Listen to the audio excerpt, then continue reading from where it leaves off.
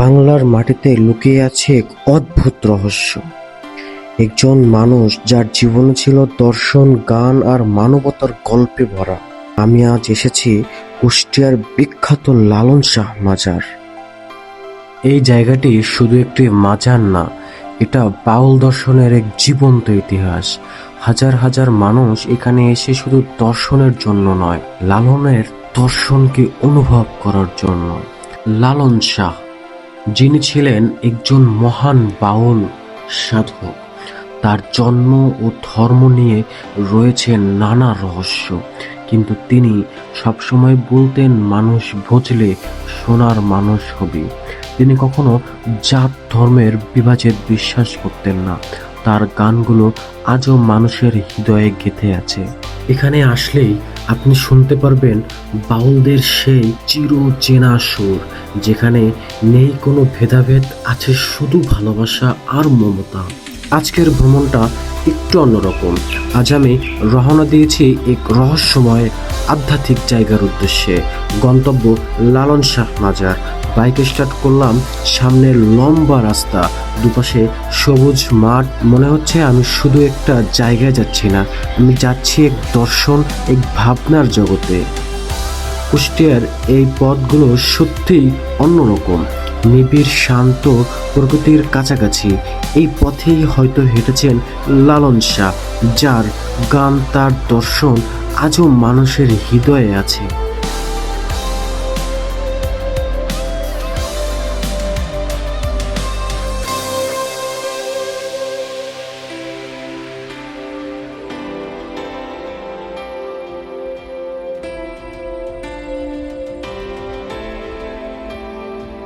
দীর্ঘ অনেকক্ষণ বাইক যাত্রা শেষ করে থেমে গেলাম মাঝ রাস্তায়। মনে হলো লালন শাহ কেননা এই রাস্তা থেকেই হেঁটে তার মাজারে যেত, তার মাজার পরিদর্শন করত, তাই এখানে না থেমে পারলাম না। তো বন্ধুরা, আমরা এখন চলে এসেছি কুষ্টিয়ার বিখ্যাত লালন শাহ মাজারের একদম সামনে। দেখতে পাচ্ছেন চারপাশটা কতটা জমজমাট আর প্রাণ ভক্ত। মাজারের সামনে ঢুকতেই দুপাশে সরাসরি দোকান। এখানে পাবেন লালন স্মৃতি সংক্রান্ত নানা জিনিস, যেমন একতারা, গামছা, ফকিরদের পোশাক। আর সবচেয়ে ট্রেন্ডিং বিষয় হলো প্রতিটা জিনিসের সাথে জড়িয়ে আছে একটা আলাদা ইতিহাস আর সংস্কৃতি।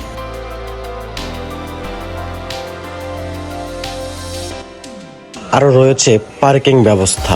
আপনারা যারা নিজেদের পার্সোনাল গাড়ি নিয়ে আসবেন, তাদের জন্য রয়েছে পার্কিংয়ের খুব সুন্দর ব্যবস্থা। সাথে দিয়ে দেবে টোকেন, যেন সেফভাবেই যেন আপনার গাড়িটা আপনি এখানে রাখতে পারেন। দীর্ঘ বাইক যাত্রা শেষে চলে এলাম বাউল শাহ সেই মাজারে। এই মাজারটি মূলত প্রতিষ্ঠিত হয় 1890 সালের পর, যখন মহান সাধক লালন শাহ মৃত্যুবরণ করেন। তারপর থেকেই এই জায়গাটি হয়ে ওঠে আধ্যাত্মিক সাধনা আর বাউল সংস্কৃত অন্যতম কেন্দ্র। যার পাশে তাকালেই দেখা যায় ঐতিহাসিক ছোঁয়া, পুরনো কাঠের ঘর, বাউলদের আখড়া আর সেই বিখ্যাত রোমাঞ্চকর, যেখানে আজও বসে গান করেন সাধকরা।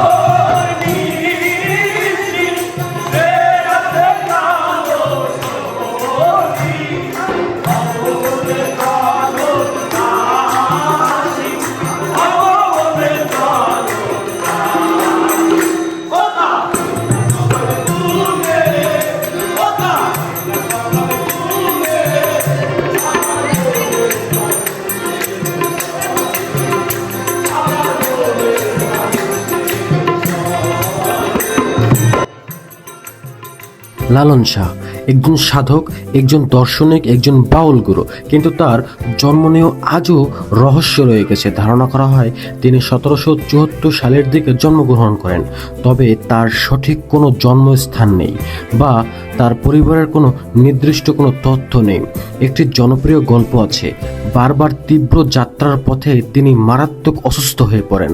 তার সঙ্গীরা তাকে ফেলে রেখে চলে যায়। পরে এক মুসলিম পরিবার তাকে আশ্রয় দেয়, আর সেখান থেকেই শুরু হয় তার নতুন জীবন।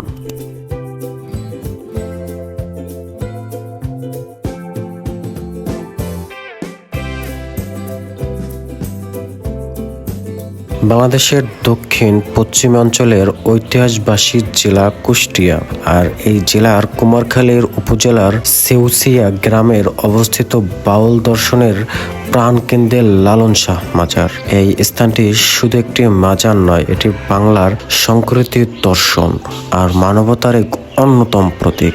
এখানে শুয়ে আছেন লালন শাহ, যার গান আর দর্শন আজও মানুষের হৃদয়ে বেঁচে আছে।